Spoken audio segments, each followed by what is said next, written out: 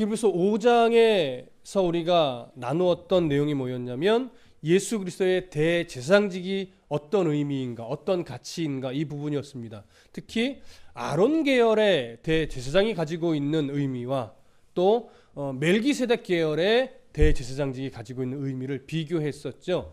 아론 계열의 대제사장직은 이스라엘에게 있어서는 없어서는 안 되는 종교적으로 너무나 중요한 역할이었고 위치였으나 그 아론 계열의 대제사장직은 분명히 완전하지 않았습니다. 그리고 유한했습니다. 영원하지 않았다는 얘기죠.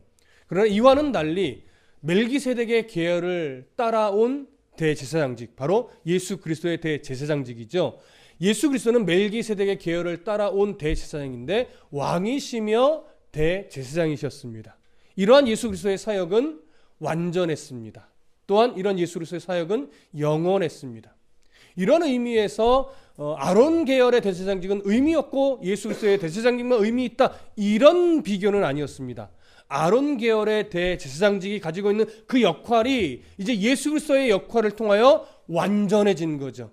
그래서 예수 그리스도를 바라보고 그의 제사장직의 은혜를 덧입어 우리가 하나님 나라를 소망하며 살아가는 것이 마땅했습니다. 그렇기 때문에 히브리서 저자는 수신자인, 말하자면 예수 그리스도를 믿어 구원에 이르렀던 유대인 중에 기독교인들, 그러나 그 기독교인들 중에서 다시 환경과 여건의 어려움으로 인해 유대교로 돌아가려고 하는, 또는 유대교의 속죄 제사의 그 행위로 돌아가려고 하고 있는 자들, 그들에게 너희들이 그 불완전한 아론 계열의 대제사장직, 그 율법의 제사로 돌아가려고 하는 것은 바로 완전하고 영원하신 대제사장 예수 그리스도의 그 완전하고 영원한 속죄 행위를 벗어 던지는 것과 똑같은 어리석은 행위다. 사실은 이걸 가르치는 데 초점이 있습니다.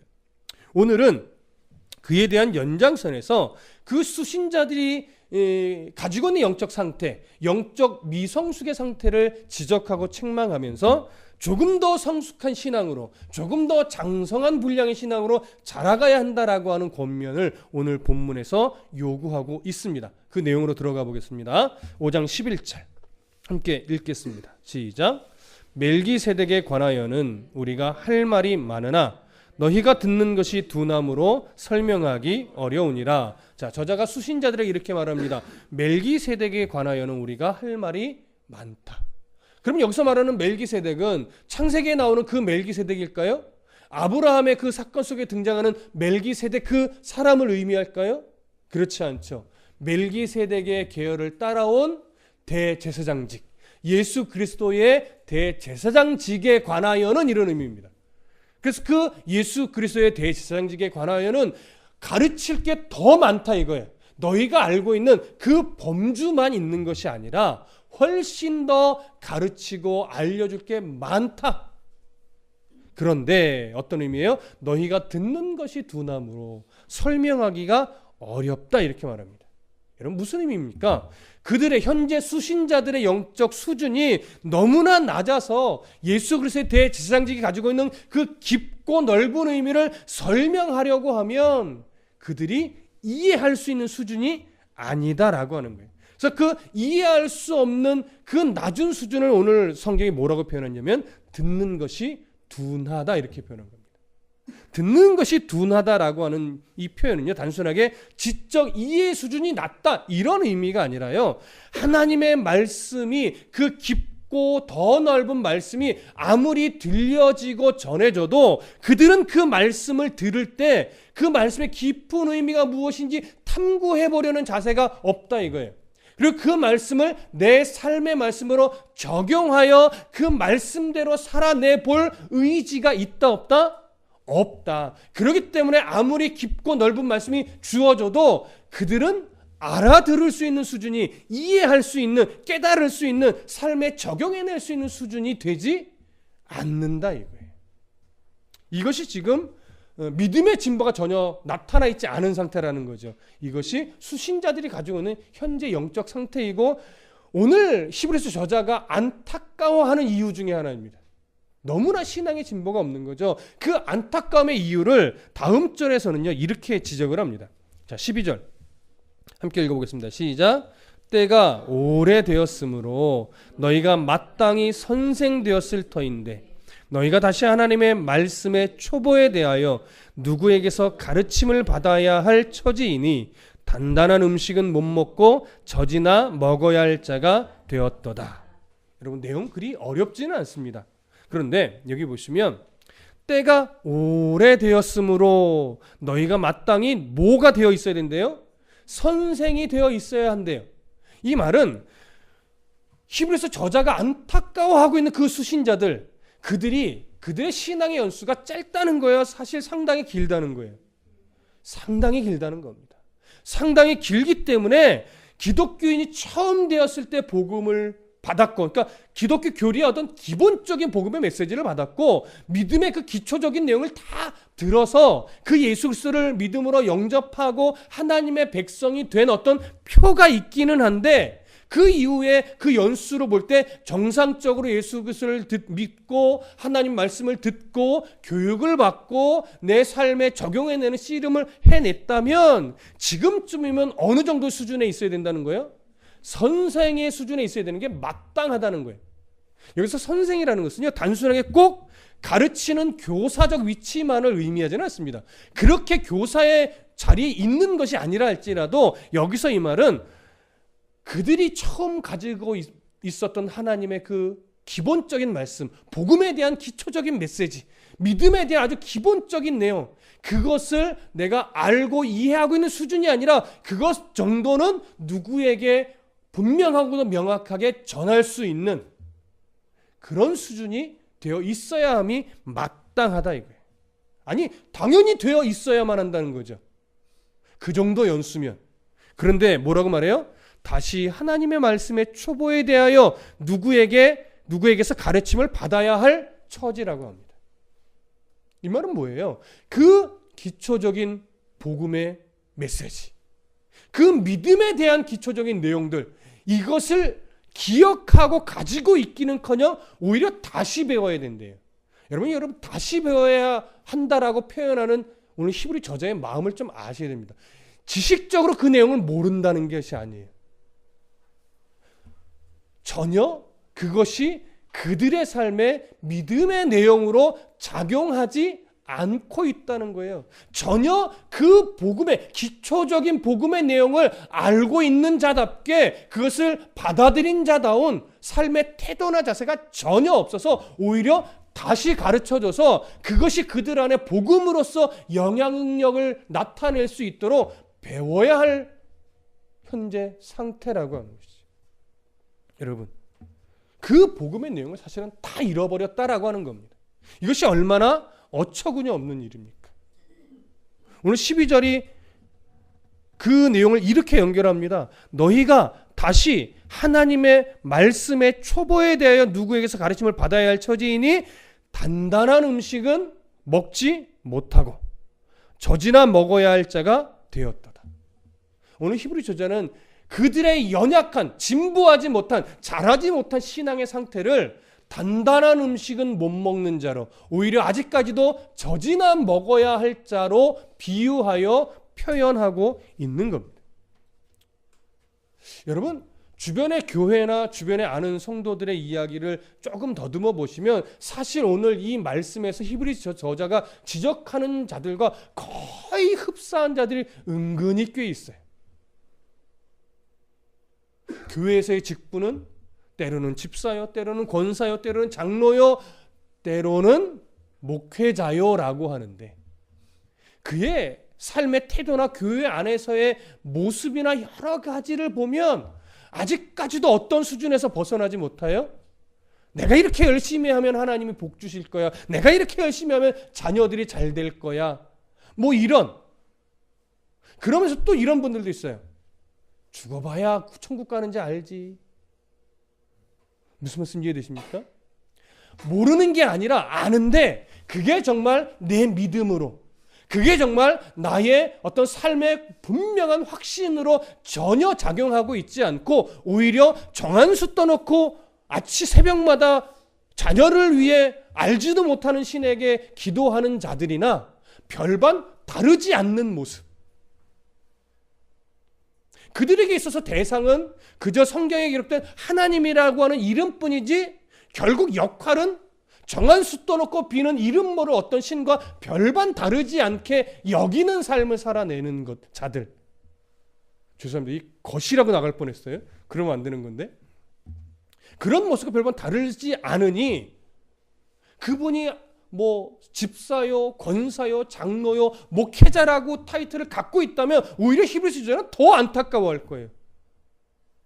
그러한 직분을 갖고 교회의 중심에서 그렇게 일을 한다 하면서도 아직까지도 단단한 음식은 못 먹고 젖이나 먹고 있는 상태이니 이를 어쩌란 말이냐라고 하는 것이죠. 여러분, 참 가슴이 아픈 겁니다. 가슴이 아픈. 여러분, 우리가 여기서 잘 이해해야 될 것이 뭐냐면 오늘 저자가 단단한 음식 또 젖이라고 표현할 때 이 두 가지 중에서 젖에 해당하는 건 쓸모없고 단단한 음식은 더 중요하다 이걸 의미하는 것은 아닙니다. 젖에 해당하는 이 기초적인 말씀의 그 초보적인 내용, 그 다음에 더 깊고 넓은 단단한 음식에 해당하는 이 의의 말씀들, 이 두 가지가 다 중요한데 그 믿음의 첫걸음을 젖을 먹는 단계에서 출발했으면 당연히 어디로 넘어가야 된다는 거예요? 의의 말씀, 단단한 음식을 먹는 신앙의 수준으로 나아가야 함이 마땅하다라고 하는 사실을 지금 강조하고 싶은 거예요. 근데 그들은 그러지 못한 이런 너무나도 연약함의 자리에 지금 있다라고 하는 것이죠. 그래서 여러분 그 부분을 이제 이렇게 진단을 합니다. 13절 다 같이 읽어보겠습니다. 시작. 이는 젖을 먹는 자마다 어린아이니 의의 말씀을 경험하지 못한 자요. 자, 단단한 음식을 못 먹는 그 단계로 성장하지 못한 자들을 젖 먹는 어린아이의 단계다라고 영적 수준이라고 지금 표현하는데 그 이유를 뭐라고 말하냐면 의의 말씀을 경험하지 못했기 때문이라는 거예요. 그럼 여러분 의의 말씀이라는 건 여기서 무엇을 의미하겠습니까? 초보적인 그 하나님 말씀의 단계가 아니라 이제는 그 복음의 기초적인 메시지, 믿음의 기초적인 내용, 그것을 더 넘어선 깊고 넓어서 내 삶을 하나님을 훈련시키고 성숙하게 만들어 가고자 하는 하나님의 그 메시지가, 그 하나님의 말씀이 내 삶에 아무런 적용점도 가지지 못하고 나를 훈련해내지도 못하고 그냥 하나님의 말씀에 성경에 기록된 텍스트로만 작용하는 이런 모습이라는 거예요. 그러니까 하나님의 말씀이 정말 내 삶에 어떤 변화를 일으키는지 전혀 경험해보지 못했다라고 하는 거죠. 그 말씀을 내 삶에 씨름하는 싸움을 전혀 해내지 못하니 말씀에 순종한다는 것이 무엇인지 그들의 마음속에는 진짜의 경험으로서 작용하지 못하는 겁니다. 여전히 하나님의 말씀을 듣는 자리에 있다고는 하나 세상으로 나가면 여전히 하나님의 말씀의 가치가 아닌 세상의 가치로만 그냥 살아가니까 교회에 와서 말씀을 듣는다 하지만 교회 안에서도 여전히 무슨 가치로 교회 생활을 해요? 세상의 가치로 교회 생활을 하지. 세상의 가치뿐만입니까? 이기적인 자기중심의 가치로 교회 생활을 또 하다 보니까 고린도서에 있는 말씀처럼 교회를 유익하게 성도 안에 덕이 되게 하나님 앞에 영광이 되게 모든 일을 하는 것이 아니라 내 기분대로 내가 원하는 대로 내 중심으로 모든 것이 되어야만 하는 것처럼 그런 초보적인 신앙을 갖고 있는 자들이 꽤 많다라고 하는 거예요. 오늘 히브리 저자는요 그 이유를 의의 경험, 의의 말씀을 경험하지 못했기 때문이라는 겁니다. 여러분 지식을 의미하는 게 아니라는 거 딱 느끼시겠죠? 성경을 뭐 몇 절을 암송했네, 몇 독을 했네 이걸 의미하지 않습니다. 정말 당신의 삶의 중심에 이 말씀이 살아있는 하나님의 말씀으로 분명하게 영향력을 미치고 있고 그 말씀에 순종해내는 씨름을 하고 있느냐. 여러분 그걸 오늘 히브리 저자는 그 히브리서의 수신자들에게 말하고 있는 거예요. 너희들이 그렇게 오랫동안 교회 생활을 했는데 그렇게 처음에 복음을 받을 때 너희들이 그렇게 기뻐하던 모습을 내가 알고 있는데 세월이 어느 정도 지나 지금쯤이면 교사의 위치에서 정말 신앙에 영향력을 미칠 수 있는 그런 위치에 서 있어야 되는데 너희들이 그 오랜 기간 동안 의의 말씀을 전혀 삶에 적용해내지 못했구나. 그래서 아직까지도 젖을 먹는 초보적이지도 못한 신앙 수준에 머무르고 있구나. 그것을 아주 속상해하는 것이고 안타까워하는 것이고 때로는 책망하고 있는 겁니다. 그러면 그와 반대로 믿음의 장성한 자에 대해서는 뭐라고 말하는가 한번 보시죠. 자, 14절입니다. 함께 읽습니다. 시작. 단단한 음식은 장성한 자의 것이니 그들은 지각을 사용함으로 연단을 받아 선악을 분별하는 자들이니라. 사실 앞에서 이야기했던 것과 별반 다르지 않는 내용인데요. 본문에서의 표현대로 우리가 좀 살펴보겠습니다. 단단한 음식은 결국 뭐겠습니까? 초보적인 그 말씀을 더 넘어서서 깊고 넓은, 우리를 성숙하게 하는 그런 말씀인데, 그런 하나님의 말씀은 장성한 자의 것이래요. 왜 장성한 자의 것이 될 수 있었느냐면 그냥 되는 것이 아니라 그들은 지각을 사용한대요. 지각이라는 게 뭡니까? 끊임없이 내 안에 있는 지적 능력이겠죠. 어느 정도면은. 근데 그런 단순한 지적 능력이 아니라 이것은 영적인 분별력, 영적인 통찰력을 의미하는 겁니다. 그래서 그 영적인 분별력, 영적인 통찰력을 끊임없이 사용해낸다는 거예요. 근데 그냥 사용하는 것이 아니라 어떠한 과정을 통해서 사용하냐면 연단을 받는 과정을 통해서 그 영적인 분별력, 영적인 통찰력을 사용한다는 거예요. 그러면 어떤 연단이겠습니까? 하나님이 고난을 견디는 과정에서, 어려움을 이겨내는 과정 속에서, 또 슬픔을 극복해내는 과정을 통해서, 때로는 억울함을 견디어내는 과정을 통해서, 때로는 풍요로움을 네가 어떻게 쓰는지, 이런 것도 있겠죠. 꼭 부정적인 것으로 보이는 내용만이 아니라 굉장히 뭔가 풍요로운 것 같은 이런 내용까지 다 포함하는 겁니다. 그런 모든 과정을 통해서 하나님이 우리들에게 믿음의 분별력을 요구하신다는 거예요. 네가 고난을 어떻게 이겨내는지, 네가 풍요로움을 어떻게 얼마나 겸손하게 하나님 안에서 그것을 사용하는지, 그 모든 것을 계속적으로 경험하게 하시면서 우리 안에 뭐를 길러내는 거예요? 영적인 분별력, 영적인 통찰력을 하나님이 기르게 만드는 거예요. 근데 이런 하나님의 연단이 아니라 세상 속에서 끊임없이 자기 기준, 자기 판단, 자기 경험, 세상의 가치관으로만 물들어 있으면 세상을 살아가는 뭐예요?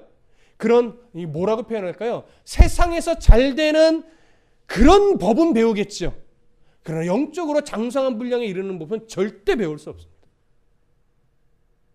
하나님이 주시는 연단, 하나님이 우리를 고난 속에서 하나님께 순종하는 법을 배우게 만드는 이런 하나님의 연단의 과정을 거치게 될 때 우리 안에서 점점 쌓여가는 것은 뭐냐면 정말 하나님이 무엇을 원하시는지에 대한 영적인 분별력과 영적인 통찰력이 정말 길러지는 겁니다. 이전보다 더. 그러니까 오늘 본문의 표현대로 하면 젖을 먹을 때 우리가 알게 됐던 영적인 통찰력과 이제 세월이 흘러 장성한 자의 분량이 되었을 때 가지고 있는 영적인 분별력이 달라야 되겠죠. 근데 이들은 이 젖을 먹는 자의 단계에 아직 머무르고 있는 자들은 뭐예요? 그렇게 오랜 세월 예배하고 설교를 듣고 교회 생활을 했어도 여전히 영적인 분별력은 초보적인 수준보다 더 밑에 있다라고 하는 것이죠. 그걸 지금 지적하는 겁니다. 그렇게 연단을 받아서 영적인 분별력을 훈련하다 보면 드디어 뭘 분별하겠는데요? 선악을 분별하는 자들이 된다라고 하는 겁니다. 이것이 좀 더 분명해지겠죠. 선악을 분별하는 실력이 더 깊어지겠죠. 그럼 여기서 말하는 선악이라는 건 뭘까요? 도덕적으로 옳고 그른 거, 여기에 머무를까요? 당연히 도덕적으로 옳고 그른 것까지도 들어가지요. 여기서 더 초점 있는 건 뭡니까? 기독교 교리상으로 보아도 옳고 그른 것, 조금 더 성경적 표현을 한다면 하나님의 뜻에 합한 것과 합하지 않은 것이 무엇인지, 하나님이 기뻐하는 것과 기뻐하지 않는 것에 대한 분별력이 더 명확해진다라고 하는 거예요. 이것을 알게 된다면, 이것을 훈련된 지각, 훈련된 분별력, 훈련된 통찰력을 가지게 된다면 이런 것이 분명히 보일 때 당연히 우리는 뭘 선택하겠습니까? 하나님이 기뻐하는 걸 선택하겠죠. 내게 좀 손해가 된다 하더라도, 내가 좀 불편해진다 하더라도 당연히 이런 훈련된 분별력을 가지면 하나님이 기뻐하는 쪽을 선택하게 되어 있는 겁니다. 이것이 장성한 자입니다. 이것이 단단한 음식을 먹는 자입니다. 그러니 오늘 히브리 저자가 말하고 싶은 것이 무엇이겠습니까? 유대교로 돌아가려고 하는 너희들의 그 태도는 결국 젖을 먹는 어린아이의 수준에 머물러 있는 그런 연약한 자의 모습일 뿐이다. 너희들 빨리 그 모습을 탈피하여서 장성한 자의 분량에 좀 들어가라. 단단한 음식을 먹는 성도의 수준이 좀 되어라. 이것을 말하고 있는 겁니다. 그럼 이제 한 가지를 좀 여러분 명확하게 하실 필요가 있는데, 오늘 히브리 저자가 이런 이야기를 할 때 유대교는 나쁘고 기독교는 좋다, 이런 비교일까요? 초점이?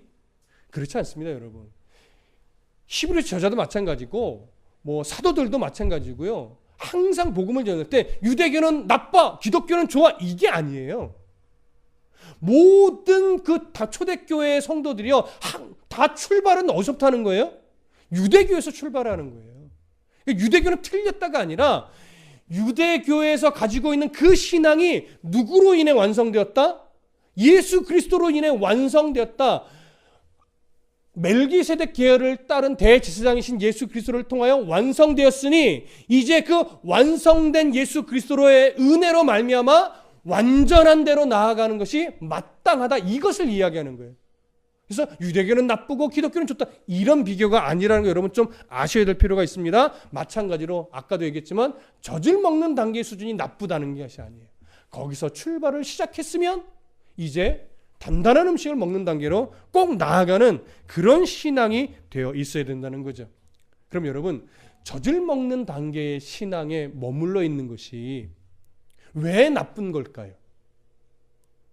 그래도 젖을 먹는 단계의 신앙이라도 가지고 있으면 구원의 백성은 된 것이니까 그나마 좋은 게 아닐까요? 근데 오늘 히브리 저자는 그 부분을 굉장히 신랄하게 책망하는 듯 보입니다. 이유가 있습니다. 여러분, 초보적인 신앙, 젖을 먹는 어린아이의 단계의 신앙에 머물러 있다라고 하는 것은요, 죄송하지만 정체됨을 의미하지 않습니다. 이게 그냥 정체됨이라면 오히려 나아요. 이상하게 신앙이라고 하는 것은요, 초보적인 신앙에 정체되어 있는 것이 그 자리에 머무른다는 의미가 아니라 오히려 퇴보에 더 가까워요. 근데 문제는 이 퇴보는 결국 어디로 갈 위험성이 가장 높냐면 배교로 갈 위험성이 높게 됩니다. 오히려 하나님은 그 정체를 퇴보로 보시고 오히려 그 퇴보를 배교로 보신다는 걸 아셔야 돼요. 사무엘서로 가보면요, 항상 사사기도 마찬가지고 사무엘서도 가보면 하나님이 항상 강조하는 것이 뭐냐면 우상을 제거하라예요. 우상을 제거하라. 근데 우상을 제거하라는 것이 뭐냐면 우상을 버리고 하나님을 섬겨라 보다는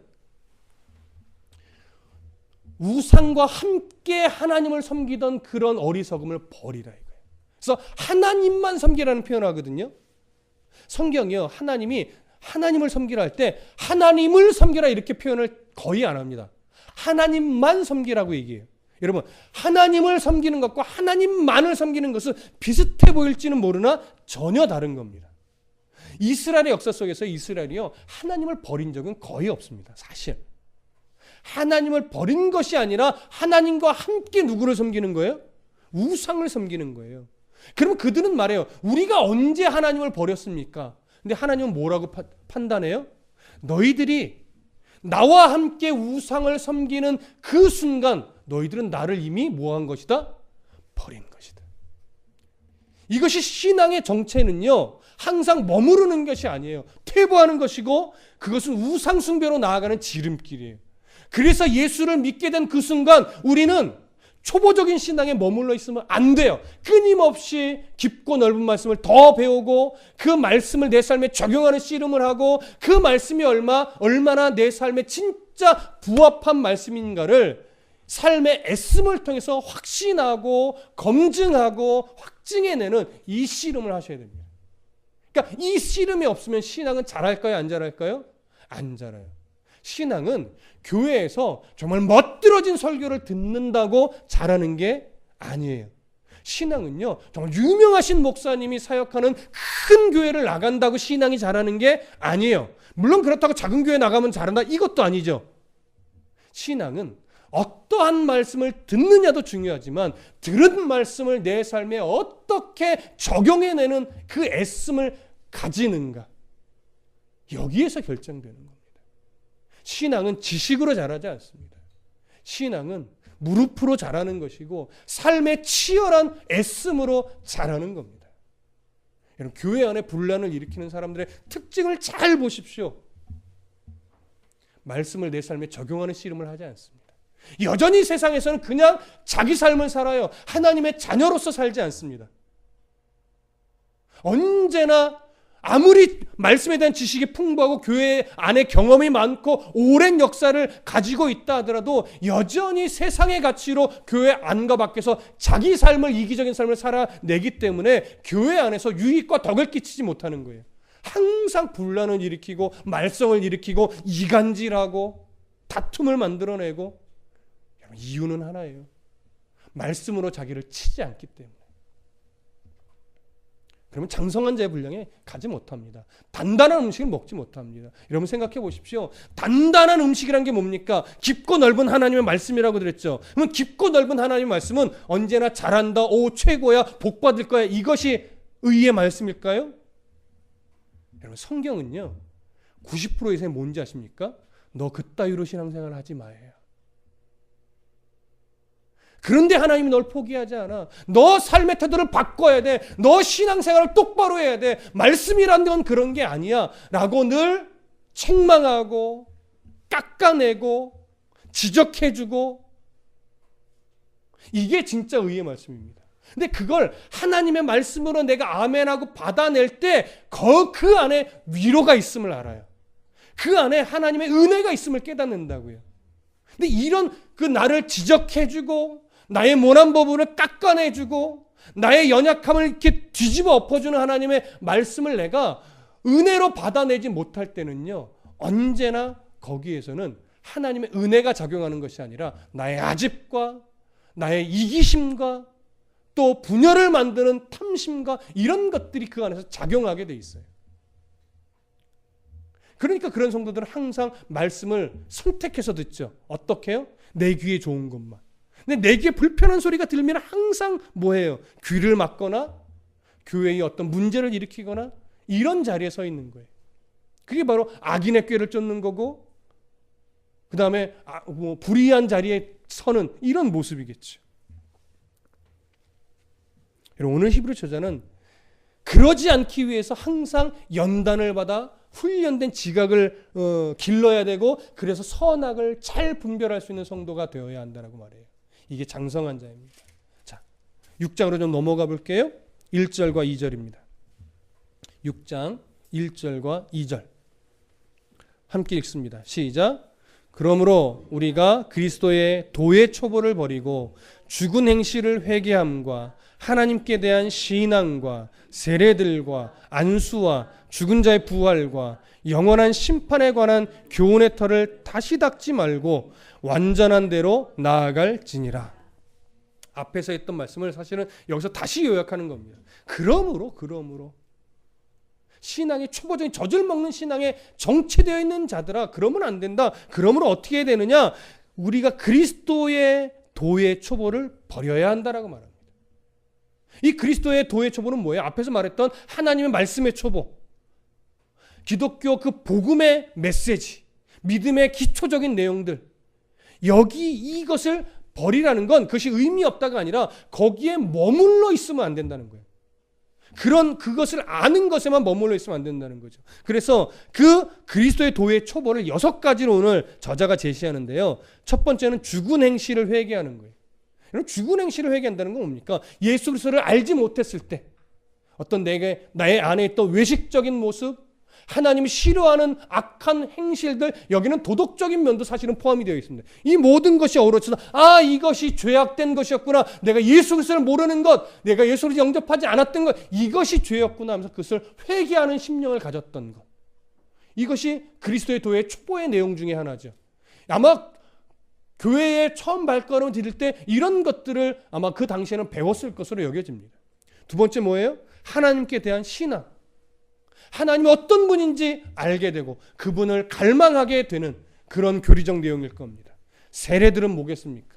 예수 그리스도를 주로 믿게 하면서 내가 죄인이었고 예수 그리스도의 십자가의 은혜가 나의 죄를 대속했다라고 하는 것을 확증해주는 증거로서 외적 행위로 보여주는 이런 거죠. 그런 세례. 안수는 여러 가지가 있겠지만 오늘 본문에서는 아마도 당시에 은사가 많이 활발했었기 때문에 이 안수를 통해서 주어졌던 은사에 대한 부분일 것으로 여겨집니다. 그 다음에 또 무엇을 얘기해요? 죽은 자의 부활. 기독교를 이야기하면서 죽은 자의 부활을 말하지 않을 수 없지요. 그 다음에 영원한 심판. 예수님의 재림과도 관련되어 있는 또한 이것 또한 없어서는 기독교가 성립될 수 없습니다. 이 6가지가 아마 당시 기독교 안으로 들어온 사람들에게 가르쳤던 아주 기초적인 6가지의 내용으로 여겨집니다. 이러한 교훈의 털을 뭐 하지 말래요? 다시 닦지 말래요. 이것이 나쁘다는 것이 아니라 똑같이 앞에서 말씀드렸던 대로 이런 기독교적인 6가지 기초적인 내용을 아는 것에 머물러 있지 말라 이런 의미입니다. 그것이 다시 닦지 말라는 거예요. 그러면서 뭐라고 말해요? 완전한 대로 나아갈지니라. 자, 완전한 대로 나아갈지니라. 반복되는 이야기 같지만 5장 14절의 내용과 똑같은 겁니다. 단단한 음식은 장성한 자의 것이니 그들은 지각을 사용함으로 연단을 받아 선악을 분별하는 자들이니라. 너희도 이렇게 되어야 한다. 이런 애씀이 있어야 된다. 이런 훈련된 연단을 받아서 훈련된 지각을 가지고 선악을 분별하면서 하나님 보실 때 옳은 것을 선택하는 삶을 살아야 한다라고 하는 거죠. 유대교로 돌아가려고 하는 건 옳은 선택이라는 거예요? 악한 선택이라는 거예요? 악한 선택이라고 하는 겁니다. 그러니 어리석게 유대교로 돌아가려고 하지 말고 완전한 대로 나아가도록 의의 말씀을 삶에 적용하며 치열한 애씀을 가지고 살아가라. 환경과 여건에 굴복하지 말고 정말 하나님의 말씀 앞에 납작 엎드려서 그 말씀대로 살아가는 치열한 싸움을 제발 좀 해줘라. 이것이 오늘 히브리 저자의 강조점입니다. 자, 그러면 3절을 마지막으로 보겠습니다. 시작. 하나님께서 허락하시면 우리가 이것을 하리라. 아주 중요한 메시지입니다. 이게 뭐 그냥 가볍게 넘길 수도 있지만 사실 오늘 제가 나누었던 말씀의 최종 결론이 3절에 사실은 있습니다. 자, 하나님께서 허락하시면 우리가 이것을 하리라. 잘 보십시오. 믿음의 진보가 있기 위해서, 장성한 자의 분량에 들어가기 위해서, 단단한 음식을 먹는 성숙한 성도가 되기 위해서 마땅히 성도가 해야 될 애씀은 뭐예요? 연단을 기꺼이 받아내므로 말미암아 분별된 어떤 훈련된 분별력을 갖기 위해서 노력하는 거죠. 그래서 하나님 은혜 안에서 선악을 분별하는 삶을 살아내는 거죠. 그 분명한 중심에는 누구의 애씀이 필요해요? 나의 애씀이 필요합니다. 나의 의지가, 나의 어떤 지각까지도 하나님의 이 말씀에 굴복되는 애씀이 필요한데 그 애씀만 가지고 장성한 자의 분량에 갈 수 있다 없다? 없다. 하나님의 도우심이 없으면, 하나님의 은혜에 전적으로 의존되어 있지 않으면 나의 애씀은 장성한 분량으로 가지 못한다. 그래서 어떤 성도가 정말 성숙한 성도가 될 수 있느냐? 나의 애씀이 주의 은혜로 덮여질 때, 다른 표현으로 하면 주님의 그 은혜 안에서 나의 애씀이 하나님께로 드려질 때, 그때 비로소 우리의 그 애씀은 성숙한 성도로 가는 한 걸음 한 걸음이 될 수 있다라고 하는 겁니다. 어떤 분들은 가끔 보면요, 하나님의 은혜와 상관없이 나 혼자만의 열심을 가지고 살아가는 분들이 있어요.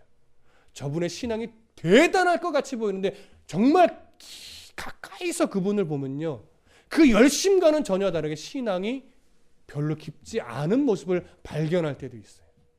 왜 그럽니까? 교회 안에서의 그 열심이 하나님의 은혜 안에서 하나님의 은혜의 도움으로 하는 것이 아니라 하나님의 은혜와는 상관없이 그저 내 열심, 내 노력, 내 헌신 여기에 그냥 머무를 때 그렇게 됩니다. 그러니 여러분, 무조건 헌신하는 게 옳은 것이 아닙니다.